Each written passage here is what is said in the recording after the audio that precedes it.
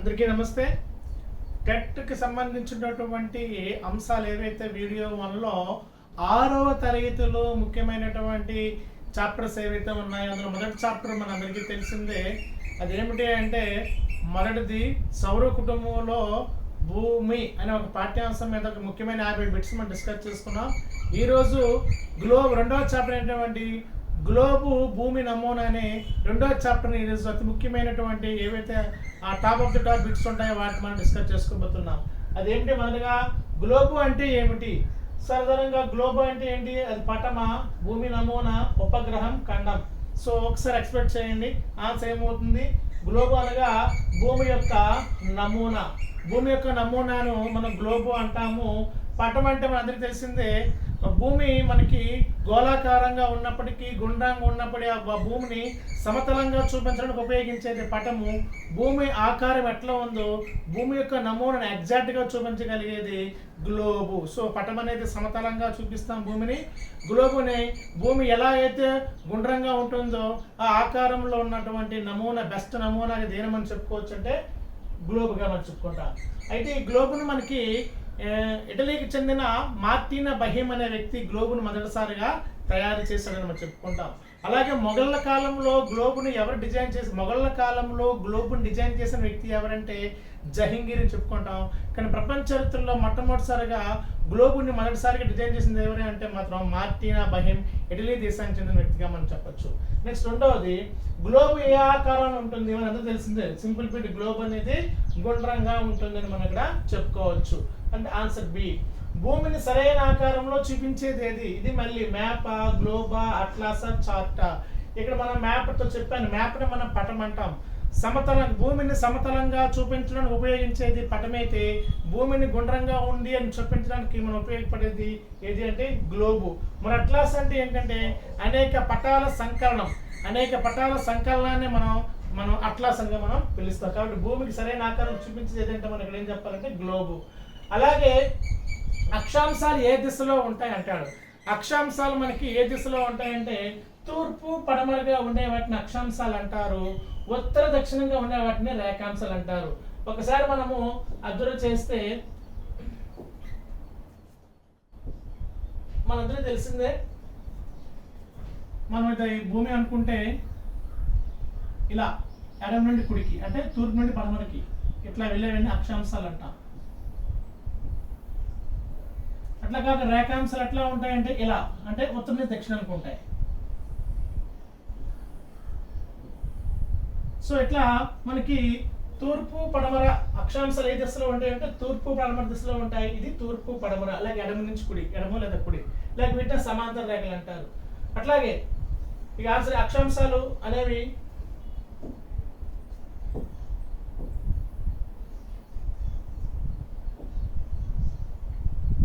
Next అక్షాంశాలు అనేవి తూర్పు పడమరగా విస్తరిస్తాయి. రెండవది రేఖాంశాలు ఏ దిశలో ఉంటాయి అన్నాడు. సేమ్ అక్షాంశాలు తూర్పు నుంచి పడమరగా ఉంటాయి, రేఖాంశాలు ఇప్పుడు చెప్పారు పైనుంచి కింద ఉత్తర నుంచి దక్షిణ దిశ వైపు చూపించేవి రేఖాంశాలు. వాడు ఏమన్నా తూర్పు పడమర, ఉత్తర దక్షిణమా, వలయాకారంగానా, అడ్డంగానా? సో వలయాకారం అన్న, అడ్డంగా అన్న, తూర్పు పడమర అన్న ఆన్సర్ ఒకటే వస్తుంది. అక్షాంశాలు. అక్షాంశాలు వలయాకారాలు, అక్షాంశాలు అడ్డంగా ఉంటాయి, అక్షాంశాలు తూర్పు పడమరగా ఉంటాయి. కానీ రేఖాంశాలు మాత్రం ఉత్తర దక్షిణంగా రేఖాంశాలు మనకి గీయడం జరుగుతుంది. నెక్స్ట్ ఇది ఆన్సర్ ఏంటి మనం రాయాలంటే రేఖాంశాలు ఏ దిశలో ఉంటాయంటే ఉత్తర మరియు దక్షిణ. నెక్స్ట్ భూమధ్య రేఖ డిగ్రీ ఎంత? మొత్తం మనకి అందరికీ తెలిసిందే అక్షాంశాలు మొత్తం 180. అందులో భూమధ్య రేఖ 2 డిగ్రీలు అంటే మన అందరూ తెలిసిందే, సింపుల్ బిట్ 0 డిగ్రీస్ అక్షాంశాన్ని మనం భూమధ్య రేఖ అంటాం. సో ఆన్సర్ సిలో మనకు కనిపిస్తుంది. నెక్స్ట్ ఉత్తర ధ్రువం ఎన్ని డిగ్రీల వద్ద ఉంటుంది? ఉత్తర ధ్రువం ఆప్షన్ ఏ 0 డిగ్రీ వద్ద ఉండేదాన్ని ఉత్తర ధ్రువం అంటామా, 45 డిగ్రీల దగ్గర ఉత్తర ధ్రువం అంటామా, 90 డిగ్రీలు ఎన్ అంటే నార్త్ ఉత్తర ధ్రువం అంటామా, 180 డిగ్రీల అక్షాంశ ఉత్తర ధ్రువం అంటామంటే అందరికీ ఈజీగా తెలిసింది. ఉత్తర ధ్రువం అంటే ఏదండి సి, 90 డిగ్రీల నార్త్ ఉత్తర ధ్రువం అవుతుంది. అలాగే సేమ్ అలాంటి బిట్టే మరొకటి దక్షిణ ధ్రువం 2 డిగ్రీల వద్ద ఉంటుంది. చిన్న చిన్న బిట్లే, కాకపోతే బేసిక్స్ మనం తెలుసుకోవాలా. దక్షిణ ధ్రువం 2 డిగ్రీల వద్ద ఉంటుందంటే దక్షిణ ధ్రువం 90 డిగ్రీల ఎస్ అంటే సౌత్ అనమాట. సో 90 డిగ్రీల నార్త్ అనేది ఉత్తర ధ్రువం అయితే 90 డిగ్రీల సౌత్ అనేది దక్షిణ ధ్రువం అనేది ఇక్కడ మనం పిలవచ్చు. మొత్తానికి ధ్రువాలు అనేవి ఎన్ని డిగ్రీలు చెప్తాం అంటే 90 డిగ్రీలు ధ్రువాలుగా చెప్తాం. ఉత్తర వైపు ఉండే 90 డిగ్రీల ధ్రువాన్ని ఉత్తర ధ్రువం అంటాము, దక్షిణ వైపు ఉండే 90 డిగ్రీల ధ్రువాన్ని దక్షిణ ధ్రువం అని మనం ఇక్కడ పిలుస్తాం. నెక్స్ట్, గ్లోబులో నీలం రంగు ఏమి సూచిస్తుంది? మన అందరికీ తెలిసిందే. పర్వతాలు ఊదా రంగు లేదా గోధుమ రంగును సూచిస్తాయి, అడవులు అనేవి ఆకుపచ్చ రంగును సూచిస్తాయి, నీరు అనేది నీలం రంగును సూచిస్తుంది. అలాగే ఎడారులు కూడా సుమారుగా మన జేగురు రంగు లాంటి రంగును మనం చూపించవచ్చు ఎడారులు. సో ఇక్కడ ఆన్సర్ క్వశ్చన్ వచ్చాడు, గ్లోబులో నీలం రంగును సూచించేది ఏంటంటే నీరు లేదా సముద్రాలు లేదా నదులు. Answer C. గ్లోబులో ఖండాలను ఏ రంగుతో చూపిస్తారు? గ్లోబులో ఖండాలను ఏ రంగులో మనకి చూపిస్తారు అంటే ఇక్కడ చూడండి, నీలము, ఆకుపచ్చ, గోధుమ, నలుపు, తెలుపు.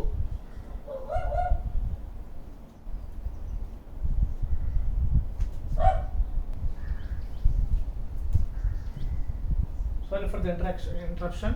సో ఇక్కడ గ్లోబులో ఖండాలు ఏ రంగుతో చూపిస్తారంటే ఇక్కడ మనకి ఆన్సర్ ఏ నీలమా, ఆకుపచ్చ, గోధుమ రంగ, నలుప, తెలుప అనేది ఇచ్చారు మనకి. సో ఇక్కడ ఖనిజాలు ఉండే ప్రాంతం తెలుపు రంగుతో సూచిస్తారు, సరిహద్దులు నలుపు రంగు సూచిస్తారు, సముద్రాలు జలభాగాలు నీలం రంగులు సూచిస్తారు. ఇక్కడ ఖండాలు అనేది ఇక్కడ మనకు ఆకుపచ్చ రంగులో మనకి ఖండాలను చూపించవచ్చు. సో ఆన్సర్ ఏమవుతుందంటే బి. నెక్స్ట్, భూమధ్య రేఖ భూమిని ఎన్ని భాగాలుగా విభజిస్తుంది? భూమధ్య రేఖ భూమిని ఎన్ని భాగాలుగా విభజిస్తుంది అర్థం ఏంటి? ఎన్ని గోళాలుగా విభజిస్తుంది? మనకి తెలిసిందే. ఇక్కడ ఈజీగా ఎట్లా చెప్పాలంటే, ఇది భూమి అనుకుందాం, ఇది భూమధ్య రేఖ. సో అదేమన్నాడు, భూమధ్య రేఖ భూమిని 1, 2 గోళాలు విభజిస్తుంది. భూమధ్య రేఖ పైన ఉండే గోళాన్ని మనం ఏమంటాం? ఉత్తరార్ధ గోళం అంటాము. కింద ఉండే గోళాన్ని మనం దక్షిణార్ధ గోళం అంటాం. సో ఇక్కడ భూమధ్య రేఖ భూమిని ఎన్ని భాగాలుగా విభజిస్తుందంటే మనం ఎన్ని భాగాలు అంటే 2 భాగాలుగా చెప్పాలి. భూమధ్య రేఖ పైన ఉండే భాగాన్ని ఉత్తరార్ధ గోళం అంటాము, భూమధ్య రేఖ కింద ఉండే భాగాన్ని దక్షిణార్ధ గోళం అంటాము. ఈ పైన ఉన్నటువంటి ఈ బిందువు ఉత్తర బిందువు, స్థిర బిందువు దీన్ని మనం ఉత్తర ధ్రువం అంటాము, దక్షిణ వైపు స్థిర బిందువు దీన్ని దక్షిణ ధ్రువంగా మనం పిలుస్తాం. ఇది ఒక ఆప్షన్. నెక్స్ట్ వన్, గ్లోబులో పై భాగం ఏమిటి? ఇప్పుడు చెప్పాను, గ్లోబులో పై భాగం అంటే అర్థం ఏంటి? భూమధ్య రేఖ పైన ఉండే భాగం ఏంటి? దక్షిణ ధ్రువమా, ఉత్తర ధ్రువమా, భూమధ్య రేఖ లేక ఖండమా? అన్నిటికీ గ్లోబులో పైకి ఉండేది ఏది? పైన అంటే ఉత్తర దిక్కు కాబట్టి మనం ఉత్తర ధ్రువం అని రాయాలి. సో ఆన్సర్ బి, ఉత్తర ధ్రువము. కింద ఉండే భాగం అడిగితే దక్షిణ ధ్రువం అని రాయాలి, మధ్యలో ఉండే భాగం అడిగితే భూమధ్య రేఖ అని రాయాలి. నెక్స్ట్, అక్షాంశాలు ఎన్ని, రేఖాంశాలు ఎన్ని? అక్షాంశాలు ఎన్ని అంటే మనకు తెలుసు 180 డిగ్రీల అక్షాంశాలు. రేఖాంశాలు ఎన్ని అంటే మనకి 360. సో ఇది సింపుల్గా ఉండిపెట్టి అక్షాంశాల గరిష్ట విలువ ఎంత అంటే 180. తర్వాత మరో పెట్టించారు, రేఖాంశాల గరిష్ట విలువ ఎంత అంటే 360 డిగ్రీల, 180 డిగ్రీల, 90 డిగ్రీల, 40 డిగ్రీల. ఇది చిన్న బిట్టే. రేఖాంశాల మొత్తం గరిష్ట విలువ సి, ఆప్షన్ సి 360 డిగ్రీలు. గ్లోబులో సముద్రాలు ఎలా కనిపిస్తాయి? సింపుల్ బిట్టే. ఖండాలు ఆకుపచ్చగా, పర్వతాలు అడవులు ఆకుపచ్చగా చూపించవచ్చు, కానీ మనకి గ్లోబులు సముద్రాలు ఎలా కనిపిస్తుంది? సింపుల్ బిట్, నీలంగా కనిపించేవన్నీ సముద్రాలుగా మనం చెప్తాం. ఆప్షన్ నెక్స్ట్ 16 బిట్, భూమి తన అక్షంపై తిరగడానికి పట్టే సమయం ఎంత? భూమి తన చుట్టూ తాను సమయం ఎంత అంటే సింపుల్ 12 గంటల, 24 గంటల, 48 గంటల, 30 గంటల. Option A, option B, option C, option D. ఇందులో మనకి భూమి తన అక్షంపై తిరగడానికి తీసుకునే సమయం ఎంత అంటే 24 గంటలు. Option B. ఇది సింపుల్. భూమిని సూర్యుని చుట్టూ తిరగడానికి పట్టే సమయం ఎంత అంటే 30 రోజుల, 100 రోజుల, 365 రోజుల, 200 రోజులు అంటే ఆప్షన్ సి కనిపిస్తుంది 365 రోజులు. సింపుల్ బిట్లు అన్ని కూడా. గ్లోబ్ ఉపయోగం ఏమిటి? దేశాల స్థానాలు తెలుసుకోవడం, వాతావరణం తెలుసుకోవడం, సమయం చూడడం, ఫోటోలు తీయడం. సో ఇది ఒక సింపుల్ బిట్టే. గ్లోబ్ దేనికి వాడతామంటే ప్రపంచంలో ఉన్న వివిధ ప్రదేశాల్లో ఉన్న స్థానాలు గుర్తించడానికి మనం గ్లోబ్ని వినియోగిస్తాం కాబట్టి దేశాల స్థానాలు తెలుసుకోవడం. Option A. భూమధ్య రేఖ ఉత్తరంగా ఉన్న భాగం ఏమిటి? ఇప్పుడు చెప్పాను, భూమధ్య రేఖ పైన ఉండే భాగాన్ని ఉత్తరార్ధ గోళం అంటాము, కింద ఉండే భాగాన్ని దక్షిణార్ధ గోళం అంటాం. ఏమన్నాడు?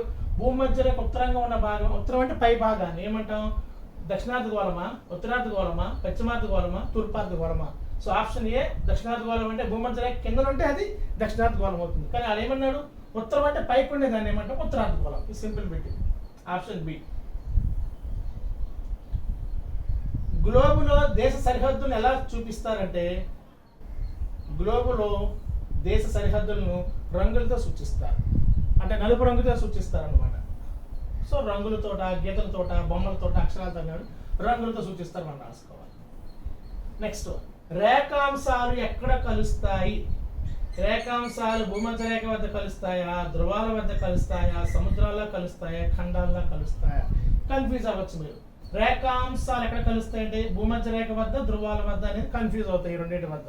గుర్తుపెట్టుకోండి, రేఖాంశాలు ఎక్కడ కలుస్తాయంటే ఆప్షన్ బి, ధ్రువాల వద్ద కలుస్తాయి. ఇది గుర్తుపెట్టుకోండి, ధ్రువాల వద్ద, భూమధ్య రేఖ వద్ద కాదు, రేఖాంశాలు ధ్రువాల వద్ద కలుస్తాయి. గ్లోబ్ ఏ విద్యలో ముఖ్యమైనది? ఎక్కువగా గ్లోబును గణితంలో ఉపయోగిస్తారా, బి జాగ్రఫీలో ఉపయోగిస్తారా, సి జీవశాస్త్రం ఉపయోగిస్తారా, డి రసాయన శాస్త్రం? Simple bit. సాధారణంగా ఈ కంటెంట్ అంటే సోషల్లో ఉంటుంది, ముఖ్యంగా గ్లోబ్ గురించి జియోగ్రఫీ అవసరం కాబట్టి భూగోళ శాస్త్రం ఉంటుంది, ఆప్షన్ బి. 0 డిగ్రీస్ రేఖాంశాన్ని ఏమంటారు? కర్కట రేఖ అంటారా, ప్రధాన రేఖాంశం అంటారా, మకర రేఖ అంటారా, భూమధ్య రేఖ అంటారా? సో 0 డిగ్రీస్ రేఖాంశాన్ని ప్రధాన రేఖాంశం అంటాము, ప్రధాన రేఖాంశం మనం పిలుస్తాము. అయితే ఇక్కడ మనం ఒక చిన్న విషయాన్ని నేర్చుకోవాలి, అందరికీ తెలిసిన అంశమే, కాకపోతే మరొకసారి రివైండ్ చేసుకుందాం.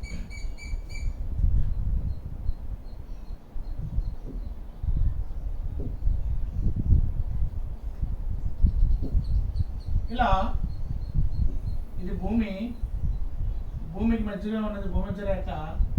ఈ భూమధ్య రేఖ నుండి ధ్రువాల వరకు 90 డిగ్రీలు అక్షాంశాలు, ఈ భూమధ్య రేఖ దక్షిణ వైపు 90 డిగ్రీలు అక్షాంశాలు. సో దక్షిణార్ధగోళంలో 90 డిగ్రీలు ఉంటాయి, ఉత్తరార్ధగోళంలో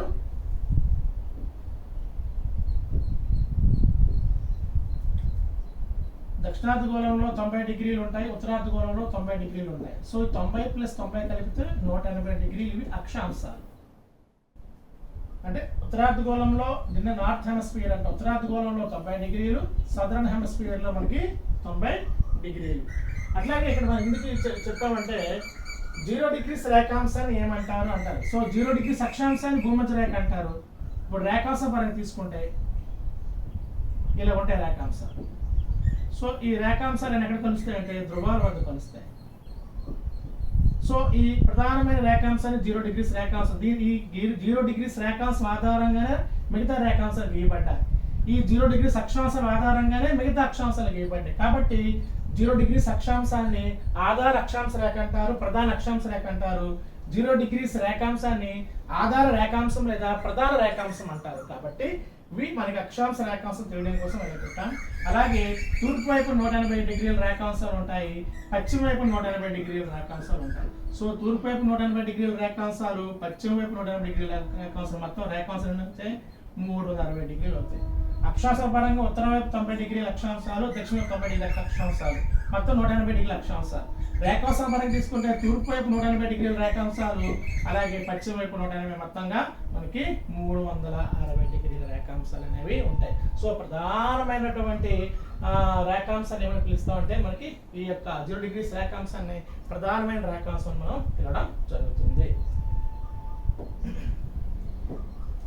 అలాగే నెక్స్ట్, ప్రధాన రేఖాంశం ఎక్కడి నుండి వెళ్తుంది అంటే మనందరికీ చిన్నప్పటి నుంచి చదువుకుంటున్నాం, GMT అంటాం, గ్రీన్విచ్ మెరిడియన్ టైం. అది లండన్ దగ్గరగా థేమ్స్ నది మీదుగా పోతుంది. కాబట్టి ప్రధాన రేఖాంశం ఎక్కడగా వెళ్తుంది అంటే లండన్ లో గ్రీన్విచ్ మీదుగా వెళ్తుంది. ఇది ఆప్షన్ బి.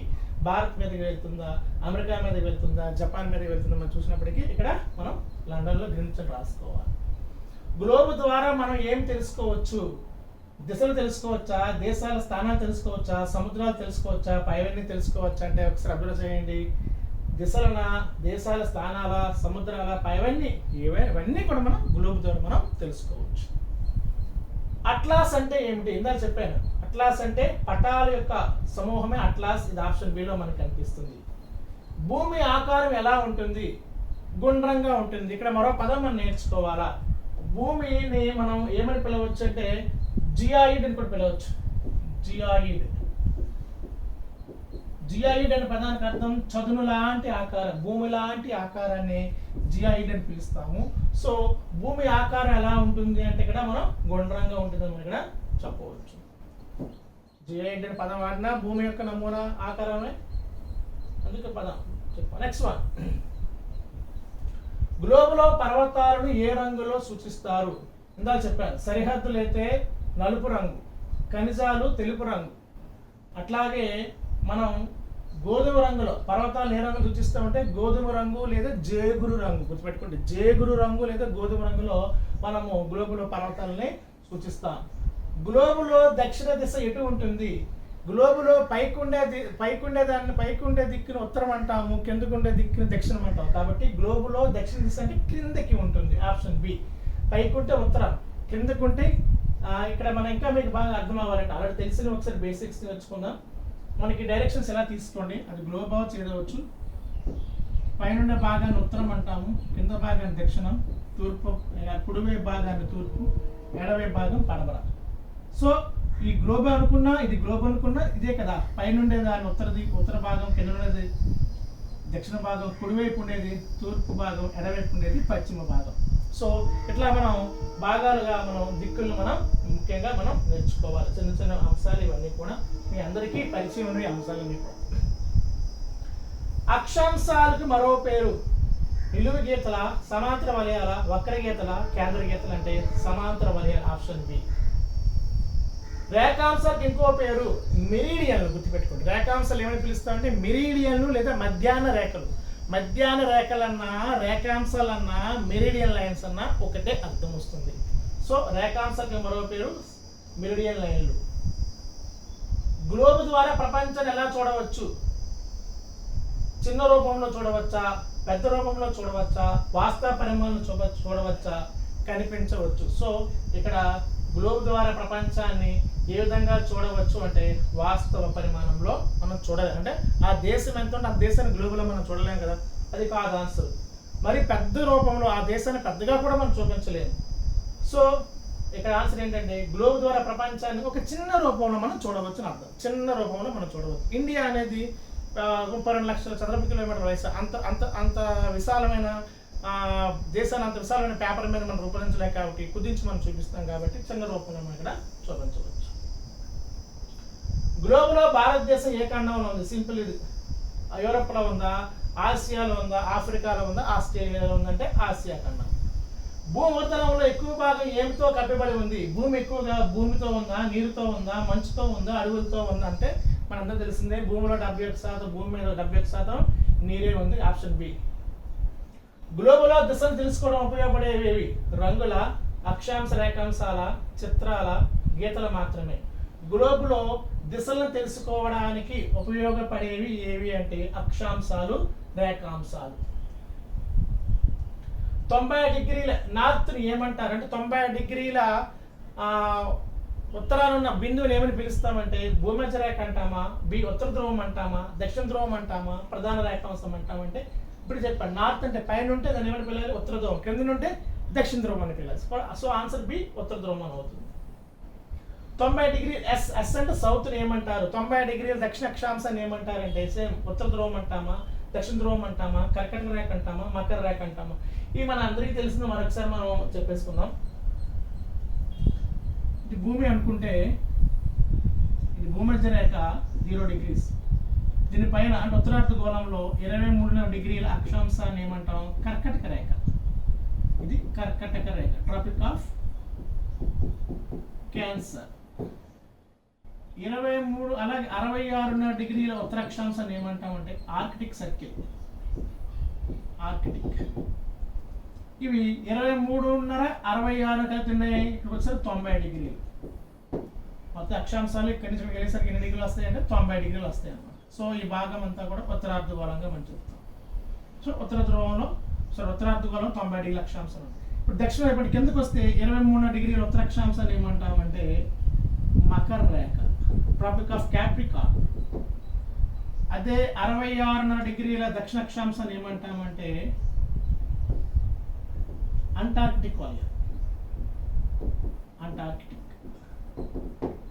సో ఈ 23 60 ఎంత అవుతుంది? 90 డిగ్రీలు అవుతుంది.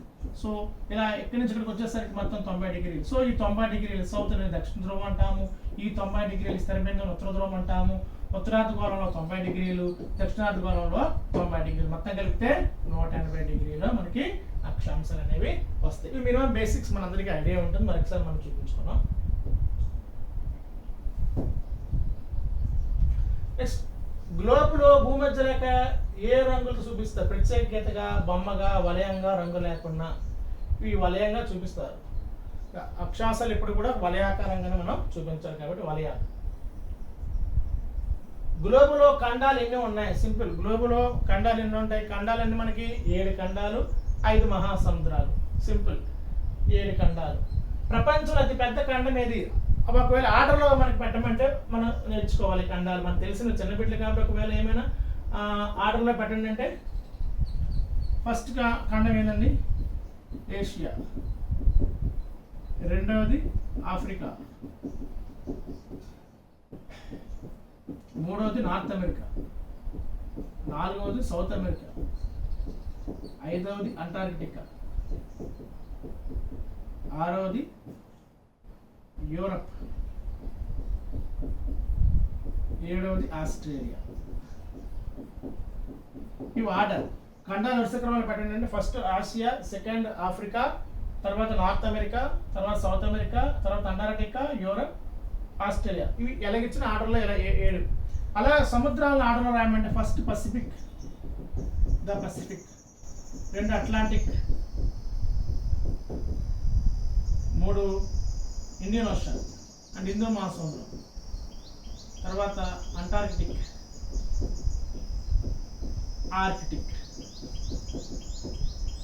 First Pacific, second Atlantic, third Indian Ocean, fourth Antarctic, fifth Arctic. So ఖండాల్లో పెద్ద ఖండం ఆసియా, చిన్న ఖండం ఆస్ట్రేలియా.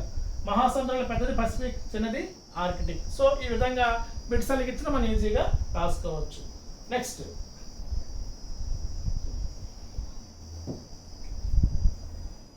ప్రపంచంలో అతి పెద్ద మహాసముద్రం. ఇప్పుడే చెప్పాను, పెద్ద మహాసముద్రం ఆర్డర్ పెట్టుకుంటే ఫస్ట్ పసిఫిక్ రాయాలి, తర్వాత అట్లాంటిక్, తర్వాత హిందూ మహాసముద్రం, తర్వాత ఆర్కిటిక్. సో అతి పెద్దది పసిఫిక్ మహాసముద్రం.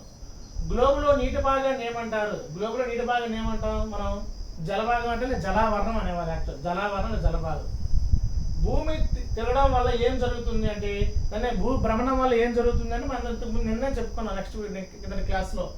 పగలు రాత్రులు ఏర్పడిన ప్రధాన కారణం భూమి తిరగడం వల్లే. నెక్స్ట్ భూమి సూర్యుని చుట్టూ తిరగడం వల్ల ఏం జరుగుతుందంటే మనకి ఋతువులు ఏర్పడతాయి. చాలా ఇంపార్టెంట్. భ్రమణం వల్ల పగలు రాత్రులు ఏర్పడతాయి. భూమి సూర్యుని చుట్టూ రావడం వల్ల అంటే పరిభ్రమణం అంటారు. పరిభ్రమణం వల్ల ఏం ఏర్పడతాయి అంటే ఋతువులు ఏర్పడతాయి. Option B. గ్లోబులో పటాల కంటే ముఖ్యమైన ప్రయోజనం ఏమింటుంది? గ్లోబులో పటాల కంటే సరైన ఆకారాన్ని చూపిస్తుంది. ఇది ముఖ్యం. గ్లోబు భూమిని, పటం అనేది చదునుగా చూపిస్తుంది భూమిని, కానీ భూమి ఎలా ఉందో ఎగ్జాక్ట్గా మనకు చూపించే నమూనా అంటే గ్లోబే. కాబట్టి సరైన ఆకారం చూపించేదే గ్లోబు. కాబట్టి గ్లోబు పటాల కంటే బెటర్ అని చెప్తున్నాడు ఇక్కడ. నెక్స్ట్ గ్లోబులో భూమధ్య రేఖ ఏ రెండు ధ్రువాల మధ్య ఉంటుంది? సింపుల్. గ్లోబులో భూమధ్య రేఖ ఏ 2 ధ్రువాల మధ్య ఉంటుంది? ఇది సింపుల్. ఎలా చెప్పాలి మనం? ఇది గ్లోబు, ఇది మధ్యలో భూమధ్య రేఖ. అంటే ఉత్తర ధ్రువానికి ఇది నార్థరన్ హెమస్ఫియర్, సదరన్ హెమస్ఫియర్. అంటే ఉత్తరార్ధ గోళానికి దక్షిణార్ధ గోళానికి మధ్యలో ఉంది కాబట్టి భూమధ్య రేఖ. అక్కడ ఏమన్నాడు?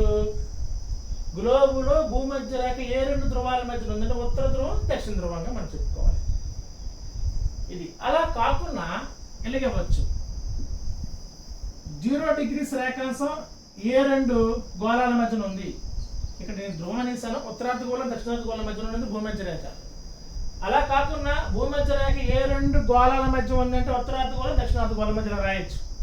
అలా కాకుండా 0 డిగ్రీస్ రేఖాంశం ఏ 2 గోళాల మధ్య ఉందంటే తూర్పార్ధ గోళం, పశ్చిమార్ధ గోళం. రేఖాంశం అడిగితే తూర్పార్ధ గోళం, పశ్చిమార్ధ గోళం. అట్లా కాకుండా అక్షాంశం అడిగారు కాబట్టి మనం రాయాలి ఉత్తరార్ధ గోళం, దక్షిణార్ధ గోళంగా మనం ఇక్కడ చూపించాలి. ఇది ఒక కాన్సెప్ట్. తర్వాత గ్లోబు ద్వారా మనం ఏమేమి తెలుసుకోవచ్చు అనేది ఇక్కడ మనకి ఇచ్చాడు. గ్లోబు ద్వారా మనం ఏం తెలుసుకోవడం సులభం అంటే సింపుల్. దేశాల స్థానాలు తెలుసుకోవచ్చు, సముద్రాల స్థానం తెలుసుకోవచ్చు, దిశలు తెలుసుకోవచ్చు, పైవన్నీ మనం తెలుసుకోవచ్చు. నెక్స్ట్ గ్లోబ్ ఏ వస్తువుతో తయారు చేస్తారు అంటే మనకు తెలిసిందే. ప్లాస్టిక్తో తయారు చేయొచ్చు, కాగితంతో తయారు చేయొచ్చు, లోహంతో తయారు చేయొచ్చు. సో మనకి దేని ద్వారా తయారు, పైవన్నీ ఆన్సర్స్. గ్లోబులో అక్షాంశాలు మరియు రేఖాంశాలు ఎందుకు ఉపయోగిస్తారు అంటే అలంకరణ కోసం కాదు, రంగుల కోసం కాదు, చిత్రాల కోసం కాదు. Simple bit. స్థాన నిర్ధారణ కోసం గ్లోబులో అక్షాంశాలు మరియు రేఖాంశాలు మనం ఉపయోగిస్తాం. స్థాన నిర్ధారణ ఆప్షన్ బి. భూగోళ శాస్త్ర అధ్యయనంలో ముఖ్య సాధనం ఏది అంటే, ముఖ్యంగా అన్నింటికన్నా మన జియోగ్రఫీ చెప్పేటప్పుడు ముఖ్యమైన సాధనం ఏదంటే మనం ఏం రాసుకోవాలంటే మనం గ్లోబ్గా అతి ముఖ్యమైన గ్లోబ్ను వాడచ్చు, కంప్యూటర్ని వాడచ్చు, మ్యాప్ను వాడచ్చు, స్కేల్ వాడచ్చు. కానీ మనం చక్కగా మనం చూసుకున్నట్లయితే ఎగ్జాక్ట్ మనకి మోడల్ ఏది అంటే మనకి ఏం చెప్పుకోవాలంటే గ్లోబ్ని చెప్పుకోవాలి. సో ఇది మనకి సెకండ్ చాప్టర్లో ఉన్నటువంటి కొన్ని ముఖ్యమైనటువంటి ఆప్షన్స్, వాటి యొక్క టాపిక్, వాటిలో ముఖ్యమైనటువంటి బిట్స్, వాటి సారాంశం. తర్వాత వీడియోలో మనం నెక్స్ట్ చాప్టర్ మనం డిస్కస్ చేసుకుందాం. సో అందరూ వీలైతే ఛానల్ని సబ్స్క్రైబ్ చేయండి, షేర్ చేయండి. అందరికీ ధన్యవాదాలు.